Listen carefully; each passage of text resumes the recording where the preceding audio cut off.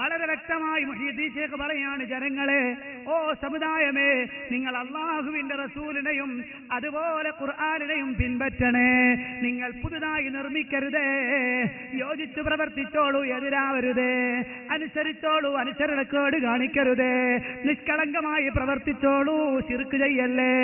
അല്ലാഹു സുബ്ഹാനഹു വ തആലയാകുന്ന ഹഖിനെ നിങ്ങൾ ഏകനാക്കിക്കോളൂ. അവന്റെ ബാബിലേക്ക് നിങ്ങൾ എത്തിക്കോളൂ. കഴിഞ്ഞില്ല, സലൂഹു, അവനോട് നിങ്ങൾ ചോദിച്ചോളൂ.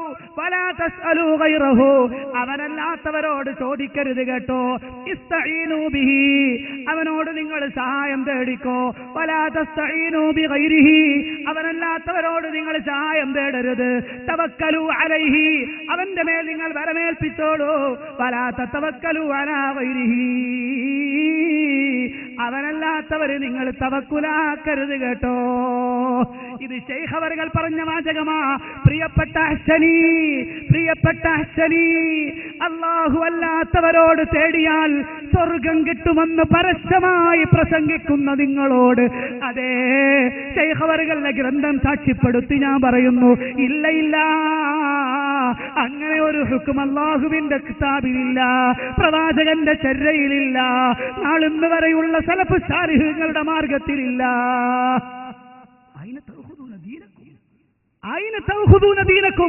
എവിടുന്നാ നിങ്ങൾ ദീൻ സ്വീകരിച്ചത്? എവിടുന്നാ നിങ്ങൾ മതം സ്വീകരിച്ചത്? അറിയാൻ താല്പര്യമുണ്ട്. നിങ്ങൾ നോക്കൂ, ഇത് മുഹീദ്ദീൻ ശൈഖിന്റെ കിതാബ് എന്നാ ഞാൻ വായിച്ചത്. അദ്ദേഹം, ഞാൻ ചോദിക്കട്ടെ, ഒരു 100 പ്രാർത്ഥനകൾ സത്യവിശ്വാസികളുടെ ജീവിതത്തിലേക്ക് റസൂൽ പഠിപ്പിച്ചു അല്ലേ? റസൂൽ പഠിപ്പിച്ചു ഒരു 100 കണക്കിന് പ്രാർത്ഥനകൾ. സ്വർഗം ആവശ്യമായി വരുന്ന മേഖലകളിലൊക്കെ റസൂൽ പറഞ്ഞു, ചോദിച്ചോളൂ റബ്ബിനോട്. നിങ്ങൾ സ്വർഗം ചോദിക്കുമ്പോൾ ജന്നത്തുൽ ഫിർദൗസ് തന്നെ ചോദിച്ചോളൂ. എന്നോട് ചോദിച്ചോളൂ എന്ന് റസൂൽ പറഞ്ഞില്ല.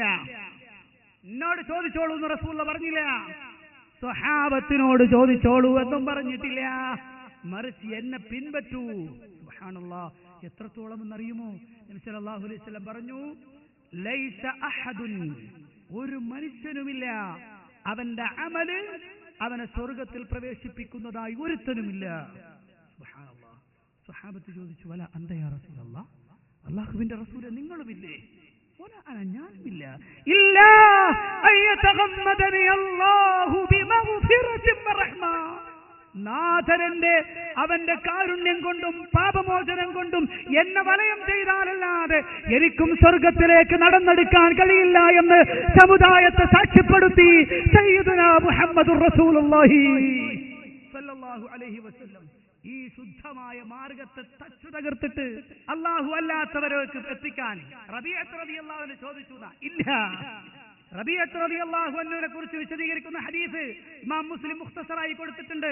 അതേ സമയത്ത് ഇമാം ഹാഫിളുൽ മുൻദിരി തന്റെ അത്തർഗീബ് വത്തർഹീബ് എന്ന ഗ്രന്ഥത്തിൽ അത് വിശാലമായിട്ട് എടുത്തു കൊടുത്തിട്ടുണ്ട്. എന്താണ് ആ ഹദീസ്? എന്താണ് ആ സംഭവം? റസൂലുള്ളാഹിന്റെ ഖാദിമായിരുന്നു റബീഅത്ത് റളിയല്ലാഹു അൻഹു.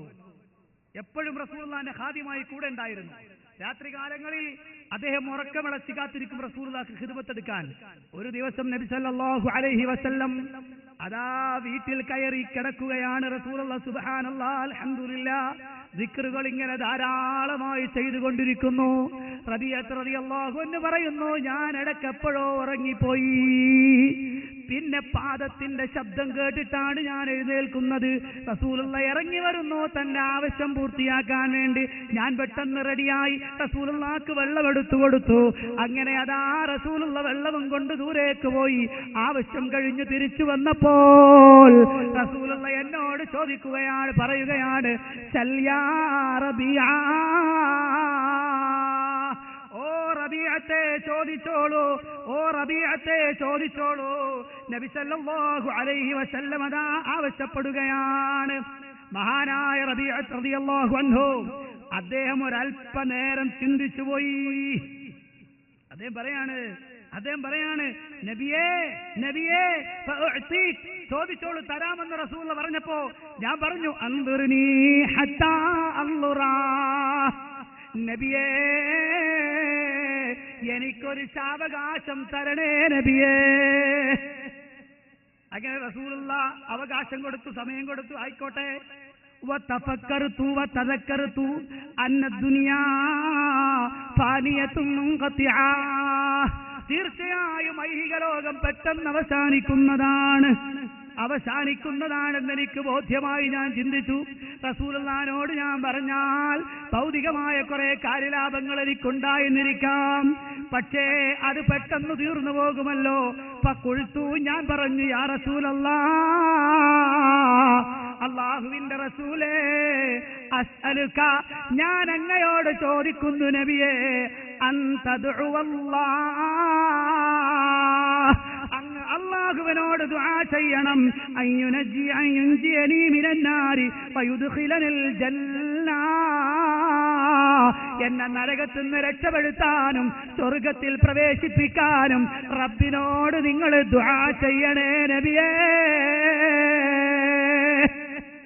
റളിയല്ലാഹു അൻഹു സ്വർഗം താ നബിയേ എന്ന് ചോദിച്ചതല്ല, സ്വർഗം കിട്ടാൻ വേണ്ടി ദുആ ചെയ്യണേ നബിയേ.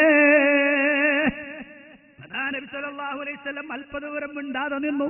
ഫസക്കത റസൂലുള്ളാഹ് അടങ്ങി മിണ്ടാതെ നിന്നു. സുമ്മ ഖാല, പിന്നെ റസൂലുള്ളാഹ് ചോദിക്കുന്നു, മൻ അമറക ബിഹാദാ, ഓ റബിയ, നിന്നോട് ഇത് പറഞ്ഞു തന്നതാരാ, കൽപ്പിച്ചതാരാ? അദ്ദേഹം പറയുന്നു, മാമറനീ ബിഹി അഹദുൻ, എന്നോട് ആരും ഇത് കൽപ്പിച്ചിട്ടില്ല. വലാകിന്നി അലിംതു അന്ന ദുനിയാ മുൻഖതിഅത്തുൻ ഫാനിയ വഅന്ത മിനല്ലാഹി ബിൽ മകാനിൽ ലദീ അന്ത മിൻഹു ഫഅഹ്ബബ്തു അൻ തദ്ഉവല്ലാഹ ലീ. ഓ നബിയേ, ഞാൻ ആലോചിച്ചു നോക്കിയപ്പോൾ ദുനിയാവ് പെട്ടെന്ന് തീർന്നു പോകുന്നതാണ്. നിങ്ങളാവട്ടെ നാളെ റബ്ബിന്റെ അടുത്ത് ഏറ്റവും ഉത്കൃഷ്ടമായ പദവിയിലായിരിക്കുമല്ലോ നബിയേ.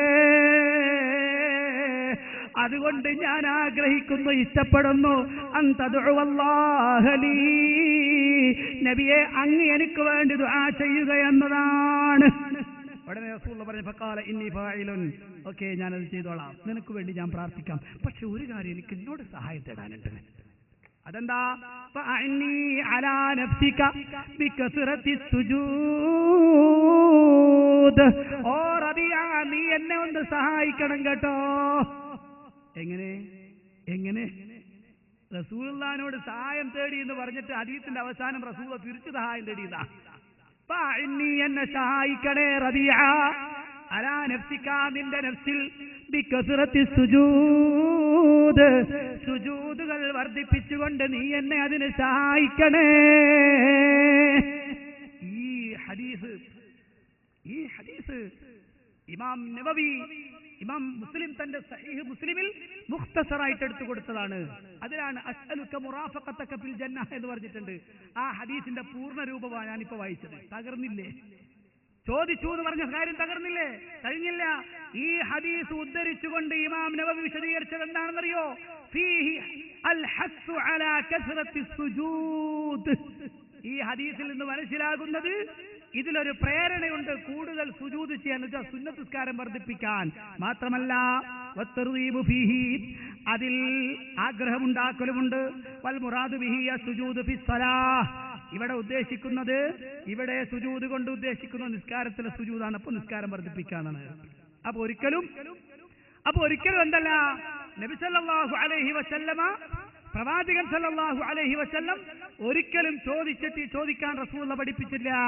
മറിച്ച് റസൂലുള്ളാഹി സല്ലല്ലാഹു അലൈഹി വസല്ലം അതാ ദുആ ചെയ്യാനാണ് റബീഅത്ത് റളിയല്ലാഹു അൻഹു റസൂലുള്ളാഹി സ്വല്ലല്ലാഹു അലൈഹി വസല്ലമയോട് റബീഅത്ത് റളിയല്ലാഹു അൻഹു പറഞ്ഞു. ഞാൻ പറഞ്ഞു വരുന്നത്, ഇങ്ങനെ സ്വർഗം തേടാൻ മുഹ്യിദ്ദീൻ ശൈഖിനോടും ബദരീങ്ങളോടുമൊക്കെ സ്വർഗം തേടാമെന്ന വാദം അത് ഇസ്ലാമികമല്ല, അത് സ്വഹാബത്ത് പഠിപ്പിച്ചതല്ല. എന്റെ പ്രിയപ്പെട്ട സഹോദരന്മാര് മനസ്സിലാക്കണം. ശൈഖ് ജീലാനി പോലും അവിടുത്തെ ഗ്രന്ഥത്തിലും രേഖപ്പെടുത്തിയത് ഇങ്ങനെയാണ്. എന്നിട്ട് മൂപ്പരതിന് തെളിവ് പിന്നെ പറഞ്ഞെന്തറിയോ? പിന്നെ പറഞ്ഞെന്താ? മുഹ്യിദ്ദീൻ ശൈഖ് റഹ്മഹുല്ലാ അവരോടൊക്കെ തേടാനുള്ള തെളിവുണ്ട്. എന്താ തെളിവ്? ഇപ്പൊ നേരിട്ട് പറയാനുള്ള തെളിവാ പറഞ്ഞത്. എന്നിട്ട് പറയാണ് തെളിവുണ്ട്. എന്താ തെളിവ്?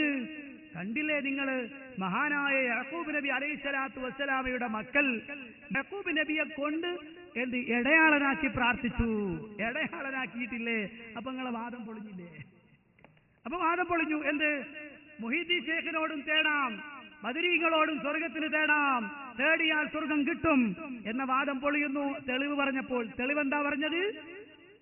യാക്കൂബ് നബിയുടെ മക്കൾ യാക്കൂബ് നബിയെ കൊണ്ട് ഇടയാളനാക്കി. അപ്പൊ തവസ്സുലിലേക്ക് ചാടി, ഇസ്തിഗാസയിൽ നിന്ന് തവസ്സുലിലേക്ക് ചാടി.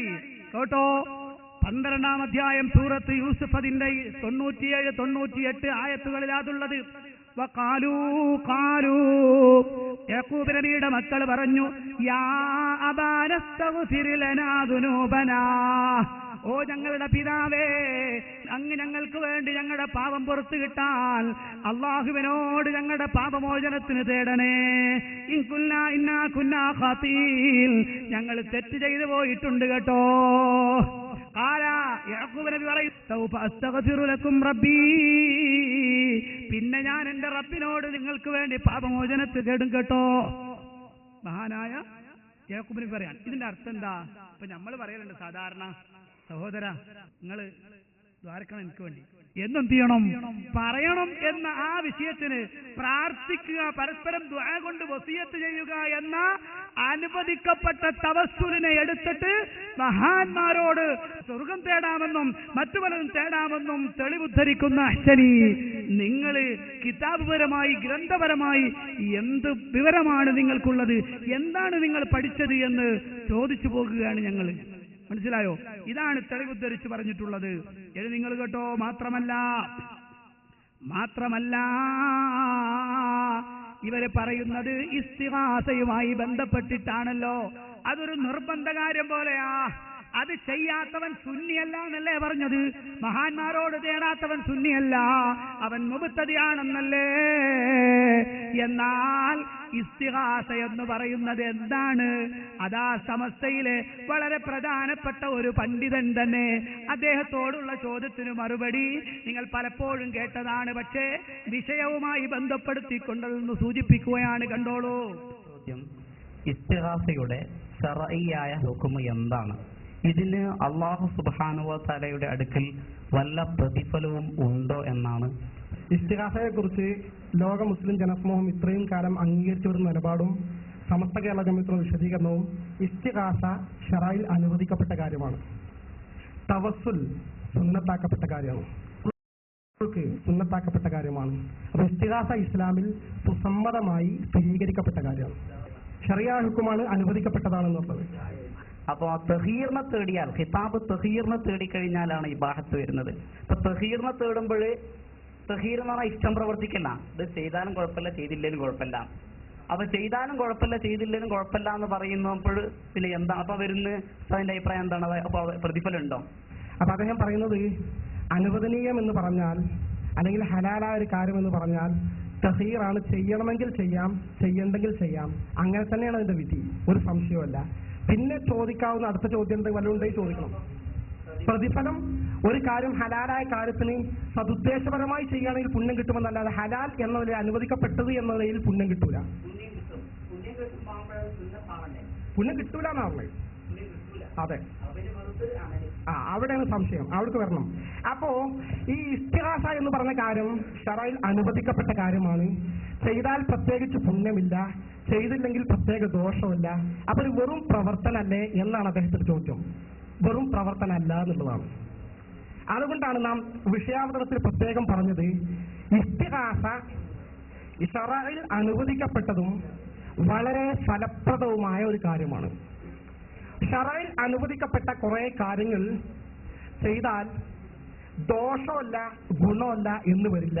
അനുവദിക്കപ്പെട്ട ഒരുപാട് കാര്യങ്ങൾ ചെയ്താൽ വളരെയേറെ നമ്മുടെ ജീവിതത്തിൽ ഫലപ്രദമായിരിക്കും. ഉദാഹരണം, ഏറ്റവും നല്ല ഒരു ബെൻസ് കാറിൽ നമുക്ക് യാത്ര ചെയ്യൽ ഇസ്ലാമിന്റെ വിധി എന്താണ്? അനുവദനീയാണ്. ആ സമയം ലോക്കൽ KSRTC ബസ്സിൽ യാത്ര ചെയ്യലോ അതും അനുവദനീയാണ്. എന്നാൽ ഒന്ന് വളരെയേറെ ഫലപ്രദമാണ്, ഒന്ന് ആപേക്ഷികമായി വളരെ ഫലം കുറഞ്ഞതാണ്. കേട്ടോ? അപ്പൊ ഇതാണ് വിഷയം. ഈ കാര്യത്തിനാണ് കേരളക്കരയിൽ മുജാഹിദുകളെ ഇത്രയും കാലം ഇവർ മുബ്തദിഇകളാണെന്ന് പറഞ്ഞ് തള്ളിക്കൊണ്ടിരുന്നത്. എന്തിനാ? ഒരു ബെൻസ് കാറിൽ പോണ സാധനം. അവരാ പറഞ്ഞത് ഗൗരവമുള്ള വർത്താനം കേട്ടോ. എന്താ ഗൗരവം? അള്ളാഹുവിനെയാണ് അവർ KSRTC ബസ്സാക്കിയത്. മഹാന്മാരെ ബെൻസ് കാറിനോടും ഉപമിച്ചിരിക്കുകയാണ്. നേരത്തെ നിങ്ങൾ കേട്ടതുപോലെ വല്ലാത്ത ഗൗരവമുള്ള വർത്തമാനമാണ്. മുസ്ലിം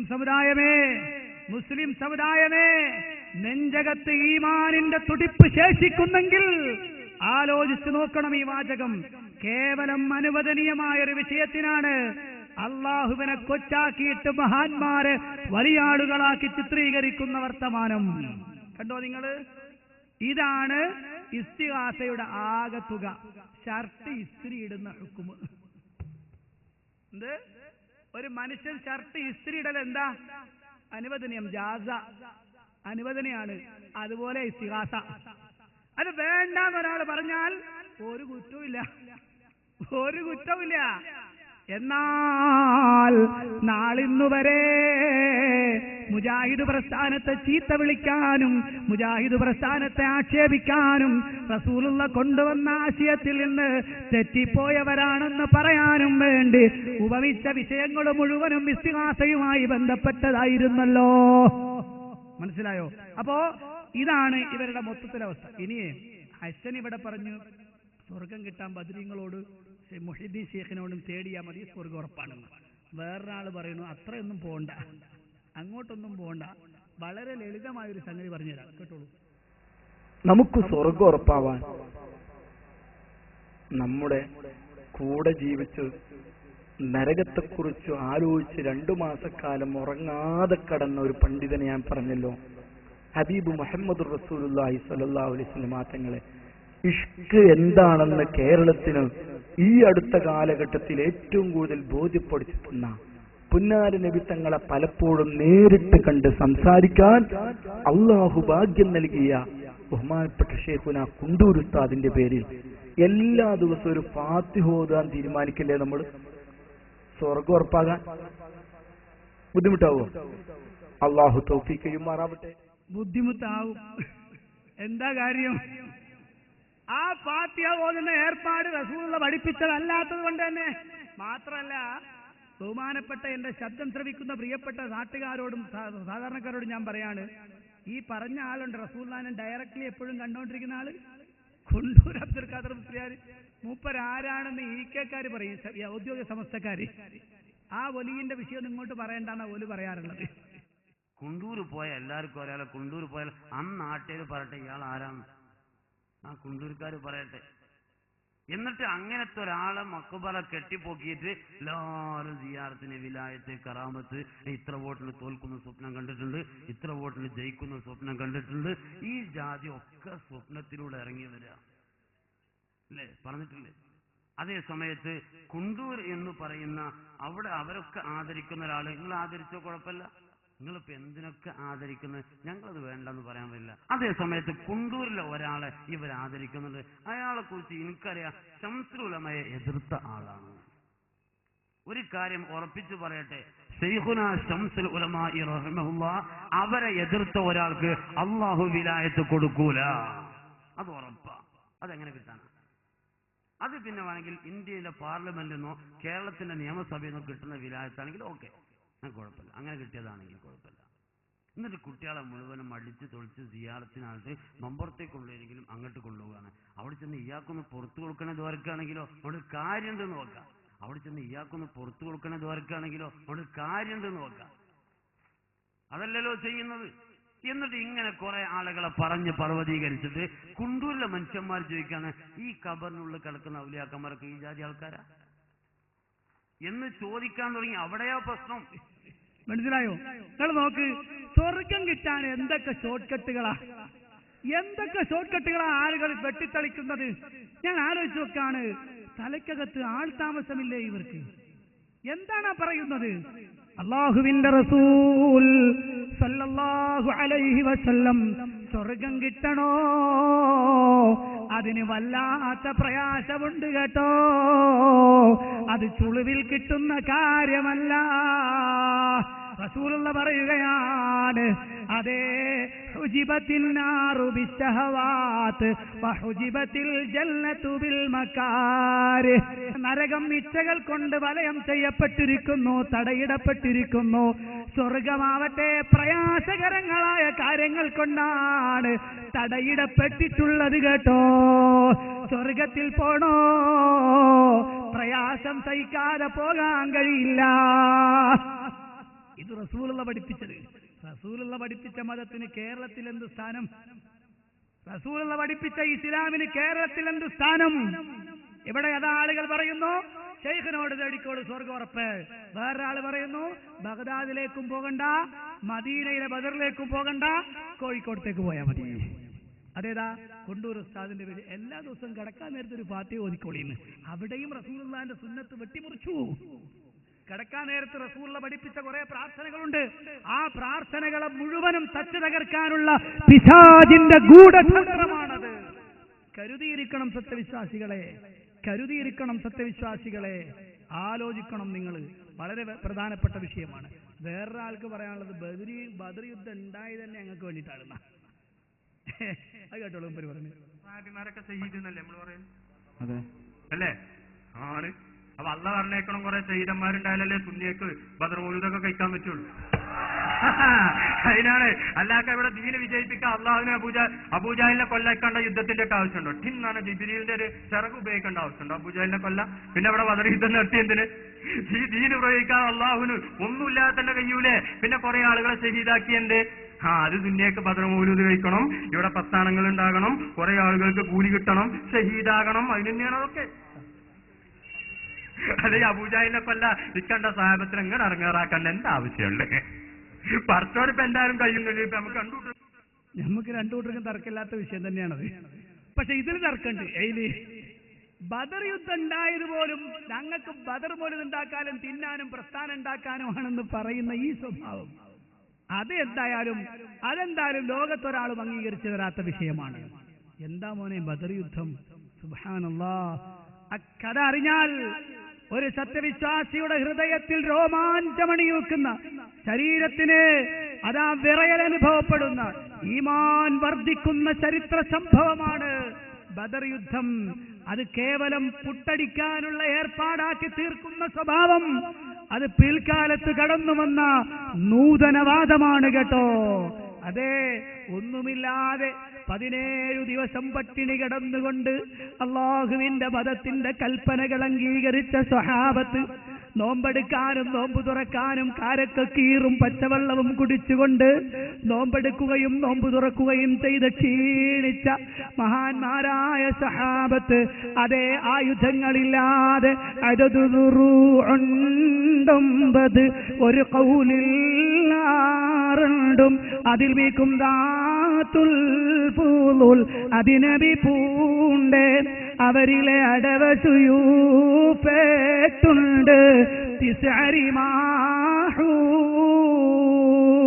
മോയിൻകുട്ടി വൈദ്യരതാ ചരിത്രം പഠിപ്പിച്ചു തരികയാണ്.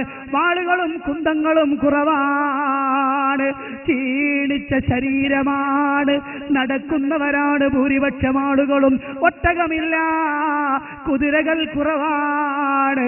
അഷ്റഫുൽ ഖൽഖ് മുഹമ്മദുർ റസൂലുള്ളാഹ് സല്ലല്ലാഹു അലൈഹി വസല്ലം പോലും ഊഴത്തിന് നടന്നിട്ടല്ലേ യുദ്ധത്തിലേക്ക് വന്നത്.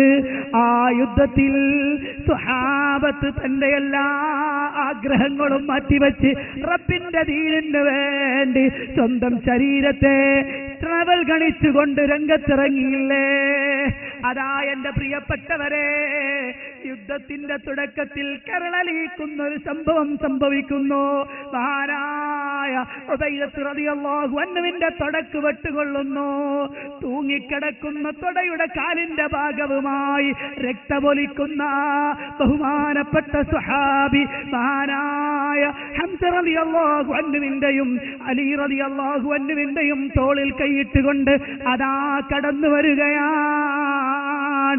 അതേ ഉബൈദത്ത് റളിയല്ലാഹു അൻഹുവിനെ കൊണ്ടുവരുമ്പോൾ ആ കാലിൽ നിന്ന് രക്തം വാർന്നൊഴുകയാണ്. സുഗന്ധേ ഉബൈദത്തെ എടുത്തത് അമ്മ ചൊരിണ്ട് വരും വാഴി കൊഴുകൈതമ്മ മികവുറ്റവർ യാസിൻ ഹബീബുള്ളാന്റെ നേശത്തിരുമുമ്പിൽ കിടത്തിക്കൊണ്ടേ ഉഗന്ധേ നജിയുള്ള ടവർ ചൊല്ലവേ ഉടയോൻ പുകഴ്ന്നിട്ട് റസൂലുള്ളാഹേ വെഞ്ചക്കളം വിട്ട് പിരിന്തോ ഞാനേ ഒളിവേ ഷഹീദാമോ അനാ പൊന്മോനേ മുറിച്ചുകൊണ്ട് കടന്നു വരുന്ന ഉബൈദത്ത് റളിയല്ലാഹു അൻഹു രക്തം വാർന്നൊഴുകുന്ന കാലുമായി റസൂലുള്ളാഹിന്റെ ഹദ്റത്തിൽ കൊണ്ടുവന്ന് കിടത്തുമ്പോൾ വേദന കടിച്ചമർത്തിക്കൊണ്ട് മഹാനവറുകൾക്ക് ചോദിക്കാൻ ഒരു ചോദ്യം മാത്രമേ ഉള്ളൂ. ഓ നബിയേ, ഷഹീദാകണമെന്ന ആഗ്രഹം എന്റെ മനസ്സിലുണ്ടായിരുന്നു. പക്ഷേ ഇതാ ശത്രുവിന്റെ വെട്ടുകൊണ്ട് ഞാൻ അടർക്കളത്തിൽ നിന്ന് മാറി വന്നിരിക്കുന്നു. ഇനി ഞാൻ ഷഹീദായാൽ ഞാൻ മരണപ്പെട്ടാൽ എനിക്ക് ഷഹീദിന്റെ കൂലി കിട്ടുമോ നബിയേ? പൊൻചുംബക പൂച്ചുണ്ടനക്കിയുമ്മീ പോറ്റി ഹുസ്നാലു തബ്നാമ്മി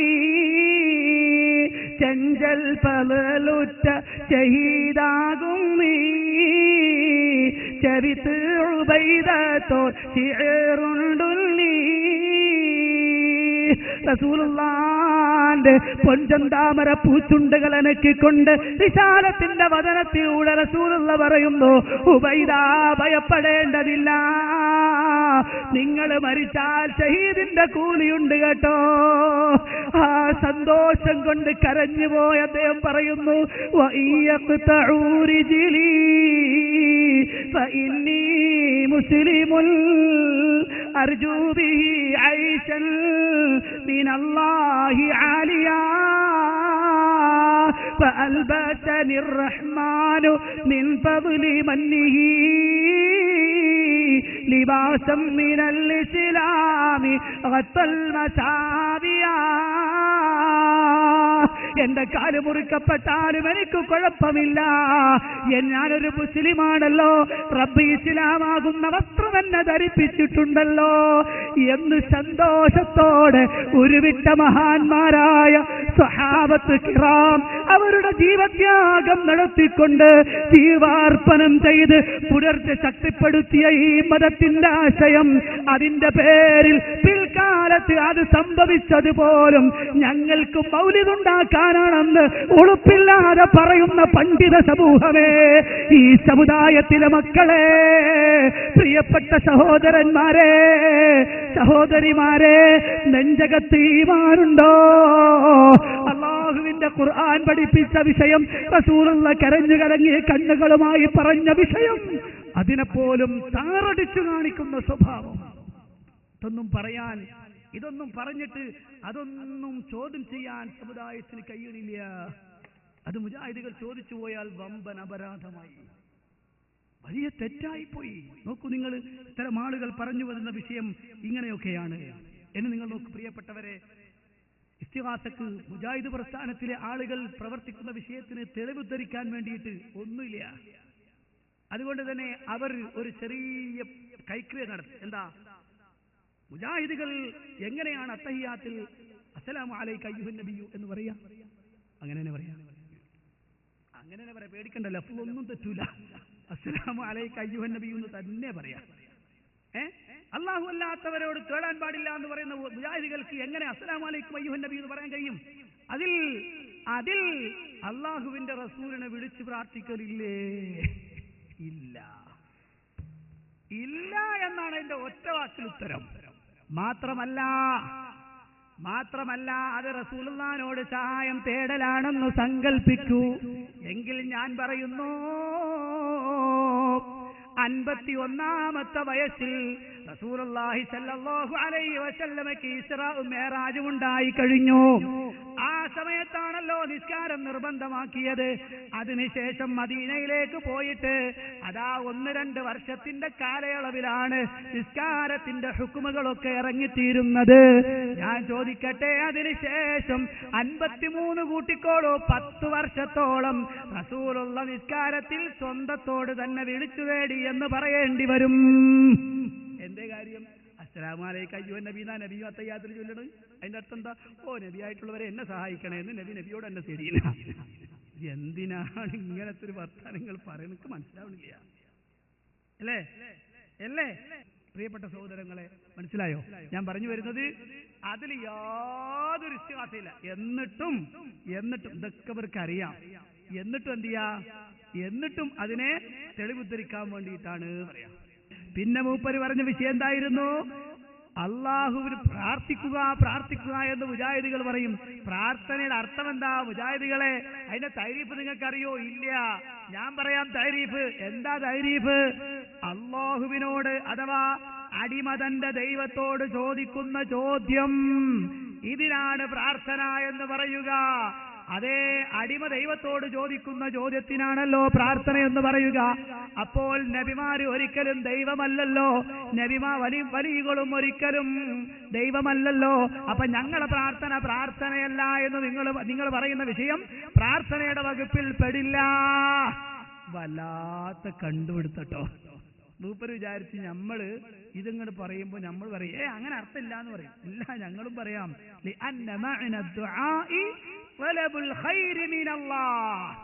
അള്ളാഹുവിൽ നിന്ന് തേടുന്നതിനാണ് തന്നെ അഹ്സനി പ്രാർത്ഥന എന്ന് പറയാ. സംശയമില്ല, മുജാഹിദികൾക്ക് സംശയമില്ല, യാതൊരു സംശയത്തിലില്ല. പക്ഷെ ഞങ്ങളൊരു ചോദ്യമുണ്ട്. എന്താണെന്നറിയോ? അള്ളാഹുവിൽ നിന്ന് തേടേണ്ടുന്ന കാര്യത്തിന് റബ്ബിനോട് ചോദിക്കേണ്ട ചോദ്യത്തിനാണ് പ്രാർത്ഥന എന്ന് പറയുന്നതെങ്കിൽ ആ ചോദിക്കുന്ന ചോദ്യമുണ്ടല്ലോ, അത് അള്ളാഹു അല്ലാത്തവരോട് പറ്റുമോ? അതാ ഞങ്ങളെ ചോദ്യം. മനസ്സിലായില്ലേ? ഇത് മണ്ണാർക്കാട് ചോദിച്ചിട്ട് വലിയ ആളുകൾ ഇരുന്ന് വിയർത്തതാ. വിയർത്തുണ്ടായില്ല, മറുപടി കിട്ടിയില്ല. ഞാൻ പറയട്ടെ, വലിയ നിഘണ്ടുവിൽ നിന്ന് വായിച്ചതാണല്ലോ. ഞാൻ പള്ളി ദർസിൽ പഠിപ്പിക്കപ്പെടുന്ന തഫ്സീർ ഖാസിനിൽ നിന്ന് വായിക്കട്ടെ. അതാ അദ്ദേഹം പറയുന്നു, മദാലി അന്നദ്ദുആ ഹുവ സുആലു വത്വലബു. പ്രാർത്ഥന ദുആ എന്ന് പറഞ്ഞാൽ ചോദ്യവും തേട്ടവും എന്നൊക്കെയാണ് അതിന്റെ അർത്ഥം. വഹുവ നൗഉം മിൻ അൻവാഇൽ ഇബാദാ. അത് ആരാധനയുടെ വകുപ്പുകളിൽ പെട്ടതാണ്. ഇനി പറയാൻ പോണത് പ്രിയപ്പെട്ട സഹോദരന്മാരെ, തെറ്റിദ്ധരിച്ച പ്രിയപ്പെട്ട സഹോദരങ്ങളെ, നിങ്ങൾ ശരിക്ക് ആലോചിക്കണം, ചിന്തിക്കണം, ശ്രദ്ധിച്ച് കേൾക്കണം കേട്ടോ. അദ്ദേഹം പറയുന്നു, ലാ യുഖദ്ദിമു അല ദുആഇ ഇല്ലാ ഇദാ അറഫ മിൻ നഫ്സിഹിൽ ഹാജ ഇലാ ദാലികൽ മത്ലൂബ് ഔ ആജിസുൻ അൻ തഹ്സീലിഹി. ഒരു മനുഷ്യൻ ഒരു കാര്യം ചോദിക്കാൻ വേണ്ടി മുന്നിട്ട് വരണമെങ്കിൽ അയാളെ സംബന്ധിച്ചിടത്തോളം ആ ആവശ്യം, തേടപ്പെടുന്ന ആവശ്യം സ്വന്തം നഫ്സിന് ചെയ്യാൻ കഴിയാത്തതാണെന്ന് ബോധ്യമാകുമ്പോഴാണ്. മാത്രമല്ല വഅറഫ അന്ന റബ്ബഹു തബാറക വതആല യസ്മഉ ദുആ വയഅലമു ഹാജതഹു. അവൻ ചോദിക്കപ്പെടുന്ന റബ്ബുണ്ടല്ലോ, ആ റബ്ബിനെ കുറിച്ച് ഇവന്റെ വിവരവിശ്വാസം എന്താ? അവൻ എന്റെ ആവശ്യങ്ങളൊക്കെ അറിയും, ഞാൻ പറയുന്നത് അവൻ കേൾക്കും. മാത്രമല്ല വഹുവ ഖാദിറുൻ അലാ ഈസാലിഹാ ഇലാ ദാഇ. ചോദിച്ചവനിലേക്ക്, പ്രാർത്ഥിച്ചവനിലേക്ക് അത് എത്തിച്ചു കൊടുക്കാനുള്ള കഴിവും റബ്ബിനുണ്ട് എന്നാണ്.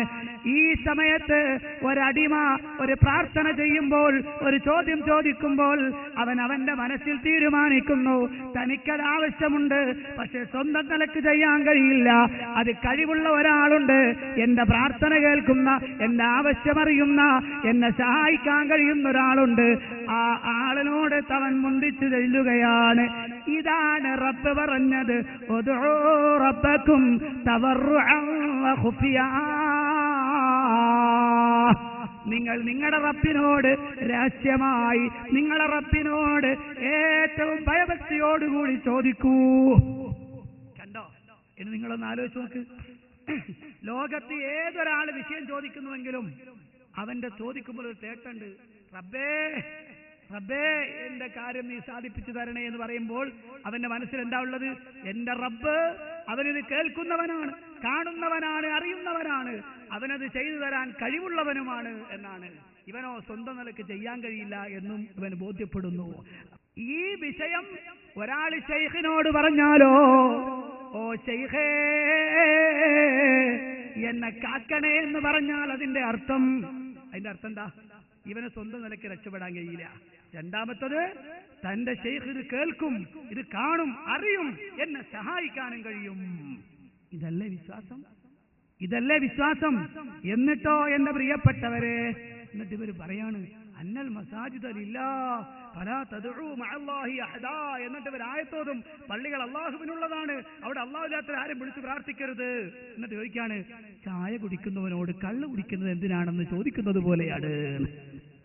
ആയിഷനി പറയാ, ഞാൻ പറയാണ് ആയിഷനി, പഞ്ചസാര ചാക്കിന്റെ പുറത്ത് ഉപ്പ് എഴുതിയിട്ടാൽ ഉറുമ്പിനെ പറ്റിക്കാൻ പറ്റുമോ? പഞ്ചസാര ചാക്കിന്റെ പുറത്ത് ഉപ്പ് എഴുതിയാല് ഉറുമ്പിനെ പറ്റിക്കാൻ പറ്റൂലല്ലോ. നിങ്ങൾ ചായയല്ല കുടിക്കുന്നത്, നിങ്ങൾ ഒന്നാം തരം കള്ളാ കുടിക്കുന്നത്, എന്നിട്ട് നിങ്ങൾ ചായയാണെന്ന് പറയുകയാണ്. മനസ്സിലായോ? അപ്പൊ പ്രാർത്ഥന എന്ന് പറഞ്ഞാൽ ഏതൊരു മനുഷ്യനും അറിയാം റബ്ബിനോട് ചെയ്യുന്ന തേട്ടമാണ്. പക്ഷേ ആ തേട്ടം അതേ തേട്ടം തന്നെ റബ്ബല്ലാത്തവരോട് നടത്തിയാൽ അത് ശിർക്കാണ്. ഇതാ മുജാഹിദുകൾ പറഞ്ഞത്, ഇത് മുജാഹിദുകൾ വ്യക്തമായി പറഞ്ഞതാണ്. പക്ഷേ ഇവിടെ വന്നിട്ട് പ്രാർത്ഥനയുടെ നിർവചനം പറഞ്ഞപ്പോൾ ഇതുപോലെ ഞാൻ നിൽക്കുന്ന ചെലൂർ ഭാഗത്ത് അദ്ദേഹം ഒരിക്കൽ വന്ന് പ്രസംഗിച്ചു, കുത്തുബിയത്തിൽ ന്യായീകരിച്ചുകൊണ്ട്. എന്നിട്ട് പറഞ്ഞു, ഞാൻ കുറെ കാലമായി സ്റ്റേജുകളിൽ മുഴുവനും ചോദിക്കുന്നു, സംവാദവേദികളിൽ ചോദിക്കുന്നു, പ്രാർത്ഥനയുടെ നിർവചനം പറയൂ, പ്രാർത്ഥനയുടെ നിർവചനം പറയൂ. ഒരൊറ്റയാളും പ്രാർത്ഥന നിർവചനം പറഞ്ഞിട്ടില്ല. അതുകൊണ്ട് ഞാനിതാ പ്രാർത്ഥനയുടെ നിർവചനം പറയുന്നു, ദൈവമാണെന്ന് കരുതിക്കൊണ്ട് തേടുക. നിങ്ങളൊന്ന് ആലോചിച്ച് നോക്ക്, ദൈവമാണെന്ന് കരുതിയാൽ പിന്നെ പ്രാർത്ഥിക്കണം? ഒരു വസ്തുവിനെ കുറിച്ച് അത് ദൈവമാണെന്ന് വിശ്വസിച്ചാൽ പിന്നെ തേടണോ? തേടേണ്ട ആവശ്യമല്ല, അതിനും പോകാൻ ഔട്ടായി, അവൻ ഔട്ടായി ഇസ്ലാമെന്ന്. പിന്നെ ഇവിടെ ചർച്ചയില്ല. മനസ്സിലായോ? ദൈവമാണെന്ന് കരുതിക്കൊണ്ട് വിളിച്ചാലേ ശിർക്ക് വരൂ എന്ന വാദം ഇവിടുന്നും അദ്ദേഹം സൂചിപ്പിച്ചു. ഇമാം റാജി റഹ്മത്തുള്ളാഹി പറയുന്നു, ലോകത്ത് ഒരാളും അല്ലാഹു അല്ലാത്തവരെ ആരാധിക്കുന്ന ഒരാളും ആരാധിക്കപ്പെടുന്ന വിഗ്രഹത്തെക്കുറിച്ച് ദൈവമാണെന്ന് കരുതിയിട്ടില്ല. കരുതിയാലും കരുതിയില്ലെങ്കിലും അല്ലാഹു അല്ലാത്തവരോട് ചോദിച്ചാൽ ശിർക്ക് തന്നെയാണ്. ഇനിയിപ്പോ അടുത്ത ദിവസം വന്നിട്ട് ഞാൻ ഒരു 50 ഉറുപ്പിക ചോദിച്ചാൽ ശിർക്കാണോ എന്ന് ചോദിക്കാൻ നിൽക്കരുത്. അതൊക്കെ വില കുറഞ്ഞ വർത്താനാണ്. മനസ്സിലായോ? കാര്യങ്ങളെ തെളിവ് സഹിതം ഇൻഷാ അല്ലാഹ് ഉദ്ധരിക്കപ്പെടണം. ഇനി രണ്ടാമത്തെ സുന്നത്തുകളാണ്. സുന്നത്തുകൾ ധാരാളമുണ്ട്. വലിയ ഒരു വിഷയം പറഞ്ഞത് അത് മാത്രം 1-2 കാര്യം ഞാൻ പെട്ടെന്ന് പറഞ്ഞു തരും ഇൻഷാ അല്ലാഹ്. എന്നിട്ട് കാരണം എനിക്ക് വളരെ പ്രധാനപ്പെട്ട തെറ്റിദ്ധരിപ്പിക്കപ്പെട്ട ക്ലിപ്പുകൾക്ക് ഒരു മറുപടി പറയേണ്ടതുണ്ട്. അതുകൊണ്ട് ഞാൻ പെട്ടെന്നൊന്ന് ചുരുക്കാൻ. പ്രിയപ്പെട്ട സഹോദരന്മാരെ, സുന്നത്തിന്റെ വിഷയത്തിൽ ഏറ്റവും പ്രധാനപ്പെട്ടതായി പറഞ്ഞെന്താ അറിയോ? മുജാഹിദുകൾ ഖലീഫമാരെ തള്ളിയവരാണ്. ഖലീഫമാരെ തള്ളിയവരാണ്. എന്താ തള്ളി എന്ന് പറയാൻ കാരണം, മഹാനായ ഉമറുൽ ഫാറൂഖ് റളിയല്ലാഹു അൻഹു 20 റക്അത്ത് തറാവീഹ് നിസ്കരിച്ചു. അത് മുജാഹിദുകൾ തള്ളി 11 ആക്കി. പിന്നെ ഉസ്മാൻ റളിയല്ലാഹു അൻഹു 2 ബാങ്ക് ചര്യ ഉണ്ടാക്കി. അത് മുജാഹിദുകൾ വെട്ടിച്ചുരുക്കി 1 ആക്കി. പിന്നെയോ അടുത്തതെന്താ? ഖലീഫമാര് മുഴുവനും അറബിയിലാ ഖുത്ബ ഓതിയത്. അത് മുജാഹിദുകൾ ഒഴിവാക്കി മലയാളത്തിലാക്കി. കണ്ടോ? എന്താ വലിയ വർത്താനട്ടോ. നിങ്ങളൊന്ന് ആലോചിച്ച് നോക്ക്. ഞാൻ പറയുന്നു, മുജാഹിദുകൾ ഒന്നും തള്ളിയിട്ടില്ല. വെറുതെ വെർബലി പറഞ്ഞാൽ പാടില്ലല്ലോ. തെളിവുദ്ധരിക്കുകയല്ലേ വേണ്ടത്. റസൂലുള്ളാഹി സ്വല്ലല്ലാഹു അലൈഹി വസല്ലമയിൽ നിന്ന് 20 റക്അത്ത് തറാവീഹ് നിസ്കരിച്ചതായി സ്വഹീഹായി രേഖപ്പെടുത്തപ്പെട്ടിട്ടില്ല. ഇത് ഞാൻ വെറുതെ പറഞ്ഞതല്ല. തലശ്ശേരിയിൽ വെച്ച് ഈ അടുത്ത് മുജാഹിദ് പണ്ഡിതന്മാരും അതുപോലെ അഹ്സനിയും അടക്കമുള്ള ആളുകൾ ഇരുന്നു കൊണ്ട് അതേ റസൂലുള്ളാഹി സ്വല്ലല്ലാഹു അലൈഹി വസല്ലമയുടെ പ്രിയപ്പെട്ട സ്വഹാബിയായ ഉമറുൽ ഫാറൂഖ് റളിയല്ലാഹു അൻഹു നിസ്കരിച്ചത് 20ഓ 11ഓ എന്ന നിലയ്ക്ക് ചർച്ച വന്നു. ആ ചർച്ചയിൽ അതാ അഹ്സനി തന്നെ പരസ്യമായി പ്രഖ്യാപിച്ചു. അവരുടെ കൂട്ടത്തിലെ പണ്ഡിതന്മാരും പറഞ്ഞു, റസൂലുള്ള 20 നിസ്കരിച്ചു സഹിയായി വന്നിട്ടില്ല. 20 റക്അത്ത് തറാവീഹ് എന്നത് സഹിഹായി റിപ്പോർട്ട് ചെയ്യപ്പെട്ടിട്ടുള്ളതേ അല്ല. ഞാനൊരൊറ്റ വാചകം മാത്രം പറയട്ടെ. പണ്ഡിതന്മാര് മുഴുവനും അത് സൂചിപ്പിച്ചിട്ടുമുണ്ട്. മഹാനായ ഇബ്നു ഹജർ അസ്ഖലാനി റഹ്മഹുല്ലാഹ് തന്റെ ഫത്ഹുൽ ബാരിയിൽ രേഖപ്പെടുത്തുകയാണ്, നബി സല്ലല്ലാഹു അലൈഹി വസല്ലമ 20 നിസ്കരിച്ചു. പിന്നീട് സ്വഹാബത്ത് അഥവാ പ്രവാചകൻ സല്ലല്ലാഹു അലൈഹി വസല്ലമയുടെ സ്വഹാബി വര്യന്മാരിൽപ്പെട്ട ഉമർ റളിയല്ലാഹു അൻഹു 20 റക്അത്ത് നിസ്കരിച്ചു എന്ന് പറയപ്പെടുന്ന ഹദീസ് ദുർബലമാണ്. ഇമാം സുയൂത്തി തന്റെ അൽ ഹാവിയിൽ ഇത് രേഖപ്പെടുത്തി ദുർബലമാണ്, സഹിയായി വന്നിട്ടില്ല. ഇനി നിങ്ങൾ നോക്കൂ എന്റെ പ്രിയപ്പെട്ട സഹോദരന്മാരെ, റസൂലുള്ളാഹി സ്വല്ലല്ലാഹു അലൈഹി വസല്ലമയുടെ സ്വഹാബി വര്യനായ ഉസ്മാൻ ഇബ്നു അഫ്ഫാൻ റളിയല്ലാഹു അൻഹു 2 ബാങ്കുണ്ടാക്കി അത് മുജാഹിദുകൾ നശിപ്പിച്ചു കളഞ്ഞു എന്നാണ് പറയുന്നതെങ്കിൽ ഞാൻ ചോദിക്കട്ടെ, മഹാനായ ഇമാം ശാഫിഈ റഹ്മഹുല്ലാഹ് അദ്ദേഹം അതാ രേഖപ്പെടുത്തുന്നു, ഞാൻ ഇഷ്ടപ്പെടുന്നത് റസൂലുള്ളാഹി സ്വല്ലല്ലാഹു അലൈഹി വസല്ലമയുടെയും അബൂബക്കർ സിദ്ദീഖ് റളിയല്ലാഹു അൻഹുവിന്റെയും ഉമർ ഫാറൂഖ് റളിയല്ലാഹു അൻഹുവിന്റെയും കാലത്ത് നടന്ന ഒറ്റ ബാങ്കാണ് ഞാൻ ഇഷ്ടപ്പെടുന്നത്. ഇനി ഷാഫിയാമ തള്ളി എന്ന് പറയാൻ പറ്റുമോ ഷാഫിയാമ തള്ളിയതാണെന്ന്? അതേ മുജാഹിദുകൾ ചെയ്യുന്നുള്ളൂ. റസൂലുള്ളാഹിന്റെ കാലത്തുള്ള സംഗതി അതങ്ങ് നിലനിർത്താൻ തീരുമാനിച്ചു. 2 സാഹിബുകൾ അബൂബക്കറും ഉമറും റളിയല്ലാഹു അൻഹുമാ അവരുടെ 2 ആളും ചെയ്തതും സ്ഥിരപ്പെടുത്താൻ നമ്മൾ തീരുമാനിച്ചു. അതാണ് വിഷയം. മനസ്സിലായോ? പിന്നെ അറബിയിലെ ഖുതുബ അത് ഞാൻ പറയട്ടെ നിങ്ങളോട്. ഞാൻ പഠിച്ചത് റഹ്മാനിയ അറബി കോളേജിലാണ്. റഹ്മാനിയ അറബി കോളേജ് പിന്നെ ഏർവാടിയുടെയും നാഗൂരിന്റെയും മുത്തുപ്പേട്ടയുടെയും ഇടക്കാണ് അതിരാമ്പട്ടണം എന്ന സ്ഥലം. 3 പ്രധാനപ്പെട്ട കേരളത്തിലുള്ള ആളുകളൊക്കെ പോകുന്ന ദർഗാ ഷരീഫിന്റെ ഇടക്ക്. അവിടെ നൂറ്റാണ്ടുകൾ പഴക്കമുള്ള അവിടുത്തെ നാട്ടുകാർ പറയുന്നത് റസൂലുള്ളാഹിന്റെ കാലത്ത് പിന്നെ വന്ന പള്ളിയാണ് ഈ പള്ളിന. ആ പള്ളിയിൽ ഖുതുബ അത് തമിഴിലാണ്. എന്നെ പോലെയുള്ള 100 കണക്കിന് റഹ്മാനിമാര് ആ കോളേജിൽ നിന്ന് ബിരുദമെടുത്തിറങ്ങുന്നുണ്ട്. അവിടെ പഠിക്കുന്ന കാലമത്രയും അവര് പോകുന്ന ജുമാ അത് തമിഴ് ഭാഷയിലുള്ള ഖുതുബയാണ് അവർ കേൾക്കുന്നത്. അല്ലാന്ന് പറയാൻ പറ്റുമോ? സമസ്തയിലെ ആലിമീങ്ങൾ അവർ പോലും അവരംഗീകരിച്ചതും അവർ പോയതും അവരിൽ പല ആളുകൾ ദർസെടുക്കുകയും ചെയ്ത കോളേജ് കൂടിയാണ് റഹ്മാനിയ അറബി കോളേജ്. പാങ്ങിൽ അബ്ദുള്ള മുസ്ലിയാരുടെ ഖബറും അതിന്റെ തൊട്ടടുത്തുണ്ട്. തമിഴിലാ ഖുതുബ. ഞാൻ കാന്തപുരം വിഭാഗത്തിൽ പ്രവർത്തിച്ചിരുന്ന ആളാണ്. കേരളക്കരയിൽ നിങ്ങൾക്കറിയാം, അവിടെ ആലപ്പുഴ ജില്ലയിലെ പ്രധാനപ്പെട്ട സക്കാവിമാരോടൊക്കെ ചോദിച്ചറിയാൻ പറ്റും. അങ്ങനെ ഉള്ള ഞാന് കോളേജിൽ നിന്ന് ദർസിന്ന് കോളേജിലേക്ക് പോവാൻ റഹ്മാനിയ അറബി കോളേജിൽ ചെന്നു. ഒരു ബുധനാഴ്ച ദിവസം, ഒരു തിങ്കളാഴ്ചയോ ബുധനാഴ്ച ദിവസം അവിടെ ചെന്നു. അതിനുശേഷം വന്ന വെള്ളിയാഴ്ച ദിവസം ജുമാക്ക് വേണ്ടി പള്ളിയിൽ പോയിരുന്നു. ആ സമയത്ത് മുഅദ്ദിൻ ഇങ്ങനെ വന്ന് നമ്മുടെ നാട്ടിലെ വാളെടുക്കുന്ന പോലെ വന്ന് വാളെടുക്കാൻ വാളിങ്ങനെ കുത്തിപ്പിടിച്ചിട്ട് മആശറൽ മുസ്ലിമീന റഹ്മത്തുല്ലാഹ് എന്ന വാചകം പറഞ്ഞു. എന്നിട്ട് മൂപ്പര് തമിഴിൽ മുസ്ലിം മുഅ്മിനാവാഹിയ ജനങ്ങളെ, നമ്മൾ നായക മുഹമ്മദ് നബി സല്ലല്ലാഹു അലൈഹി വസല്ലം ഹദീസിന് വന്നിരിക്കേണ്ടത് വെള്ളിക്കിഴമ ഖുത്ബ ഓതുம்போது யாராகில் ஒருவன் பேசுவாராகில் அவருக்கு ഖുത്ബാவுടെ നന്മ கிடையாதுன்னு வந்திருப்பதா ഖുത്ബ நன்றாக காதாய்ச்சி கேட்டுக்கொள்ளுங்கள், നമ്മൾ അനേവർക്കും അല്ലാഹ് കൃപയും റഹ്മത്തും ചെയ്യുവാനാകും. ആമീൻ യാ റബ്ബൽ ആലമീൻ. മആശറൽ ട്രാൻസ്ലേറ്റ് ചെയ്ത് മനസ്സിലായോ? അതിനുശേഷം കാണാം ദാ ഖത്തീബ് വരുന്നു. ആ വടിയും മേടിച്ച് ഖത്തീബ് മെമ്പറിൽ കയറി സലാം പറഞ്ഞ് അവിടെ ഇരുന്ന് എന്നിട്ട് അൽഹംദുലില്ലാഹ് എല്ലാ പുകളും അല്ലാഹുവിക്ക് ഒരുക്കിൻறது എന്ന് തുടങ്ങുന്നു തമിഴിലെ ഖുത്ബ. ആകെ ബേജാറായില്ലേ, ഇരിക്കണം ചൂടാൻ തുടങ്ങി. കാരണം നമ്മൾ ഒന്നാന്തരം തീവ്രവാദിയാ. നിസ്കാരം കഴിഞ്ഞിട്ട് ആകെ ബേജാറായി. നിസ്കാരം കഴിഞ്ഞ് ലോഹർ നിസ്കാരം മടക്കി നിസ്കരിക്കുകയും ചെയ്തു. എന്നിട്ട് നേരെ ഹസറത്തിന്റെ റൂമിൽ പോയി ചോദിച്ചു ഹസറത്തിനോട്. മമ്മിക്കുട്ടി ഹസറത്താണ് അവിടുത്തെ, ഇപ്പോഴും അദ്ദേഹം തന്നെയാണ് അവിടുത്തെ പ്രിൻസിപ്പൽ. പാലക്കാട് തൃക്കടിയിരി ആട്ടാശ്ശേരിയിലെ മമ്മിക്കുട്ടി ഹസറത്ത് ഇവിടെ അടുത്ത് വർക്കല മന്നാനിയ അറബി കോളേജിലെ വിസിറ്റിംഗ് പ്രൊഫസർ കൂടിയാണ് അദ്ദേഹം ഇപ്പോൾ എന്ന് ഞാൻ അറിയുന്നു. അദ്ദേഹം ഇടക്കിടക്ക് അവിടെ ക്ലാസ് എടുക്കാൻ വരുന്ന ആൾ കൂടിയാണ്. അദ്ദേഹത്തിന്റെ ശിഷ്യനാണ് ഞാൻ. അവിടെ ഉസ്താദിനോട് ചോദിച്ചു, ഉസ്താദേ ഇതെന്താ ഇപ്പരിപാടി ഇവിടെ, അതിനെന്താ കുഴപ്പം? അത് അറബിയിലല്ലേ വേണ്ടത്. അറബിയിൽ വേണമെന്ന് ഇവിടെ നിയമം? ഷാഫി മദ്ഹബിന്റെ ഫിഖ്ഹിൽ അങ്ങനെയില്ല. ഷാഫി മദ്ഹബിന്റെ ഫിഖ്ഹിൽ അങ്ങനെയില്ല. അറബിയിലാവണമെന്ന നിബന്ധനയില്ല. ഇനി ചില പണ്ഡിതന്മാരൊക്കെ ഖുർആൻ ഓതുന്നത് പോലും എന്ത് ചെയ്താൽ മതി, അതാത് ഭാഷയിൽ ഓതിയാൽ മതി എന്ന് പറയുകയോ ചെയ്തു. സംശയമായി, വിഷമായി, വല്ലാത്ത പ്രയാസായി. നിങ്ങൾ ആലോചിച്ച് നോക്കുക, ഖുത്ബ ആ ഭാഷയിൽ ഓതുന്നതിന് വിരോധമല്ല. എന്നിട്ട് ഞാൻ പറയല്ലോ ഉസ്താദ് നമുക്കിത് അറബിയിലാക്കാൻ വല്ല പിന്നെ കുഴപ്പമുണ്ടോ? മൂപ്പര് പറയണ അറബിയിലാക്കാൻ വേണ്ടി ചെന്ന ഓരെല്ലാം കൂടെ എന്നെ തച്ചുമല്ലോ ഒന്ന്. ഇവിടെ നമ്മൾ മലയാളത്തിലാക്കിയ ആളുകൾ കുഴപ്പമുണ്ടാക്കുന്നത്, അവിടെ അറബിയാക്കാൻ പോയ പ്രശ്നമാണ് അത്രേ. മൂപ്പര് പറയാണ് എന്നിട്ട് മൂപ്പർ ഒരു ചെറിയ പണിയെടുത്തു. എന്താണെന്നറിയോ?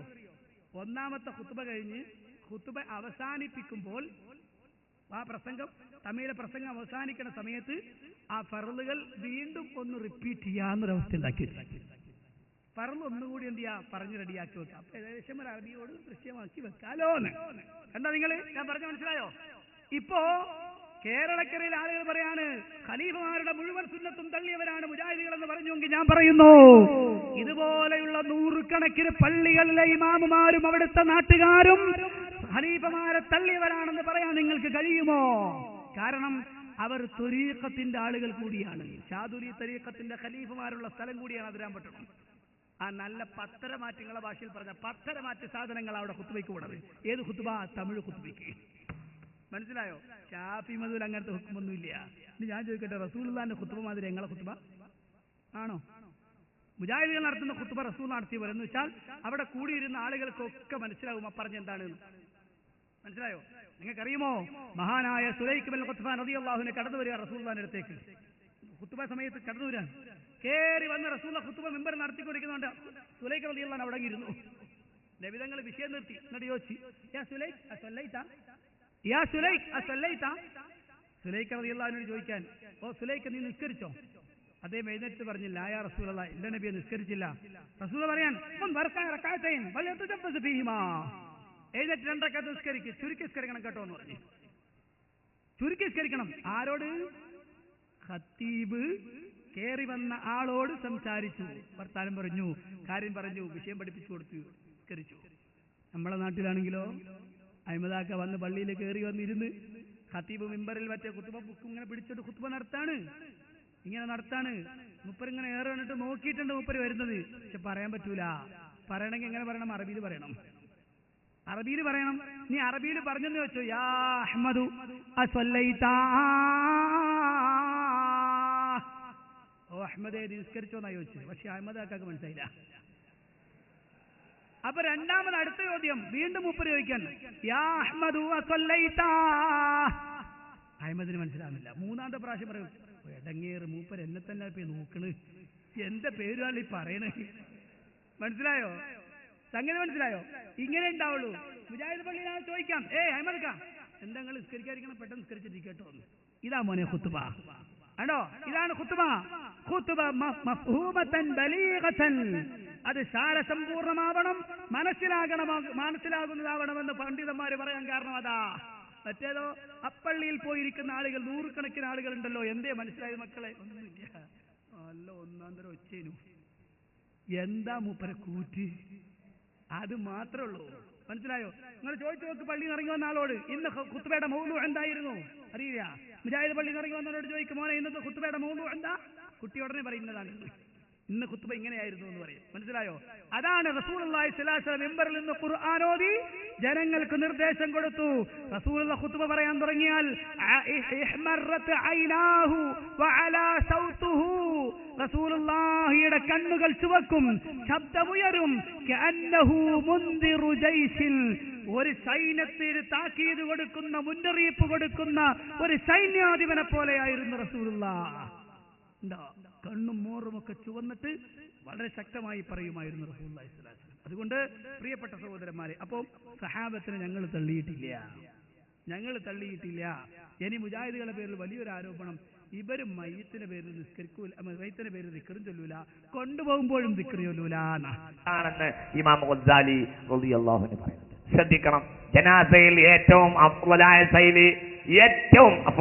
ശൈലി മാ കാന അലൈഹി സലഫ് സ്വാലിഹീങ്ങൾ ചെയ്തിരുന്ന ഏറ്റവും പ്രധാനപ്പെട്ട ശൈലി മിണ്ടാതെ പോവുകയും ആഖിറത്തിനെയും റബ്ബിനെയും അവന്റെ അദാബ് റഹ്മത്തിനെയും ചിന്തിച്ചു പോവുകയും ചെയ്യലാ. മിണ്ടാതെ പോകൽ മാ കാന അലൈഹി സലഫു, ഇതാണ് ഏറ്റവും അഫ്ളൽ. ഇതിൽ തർക്കവുമില്ല. കേട്ടല്ലോ?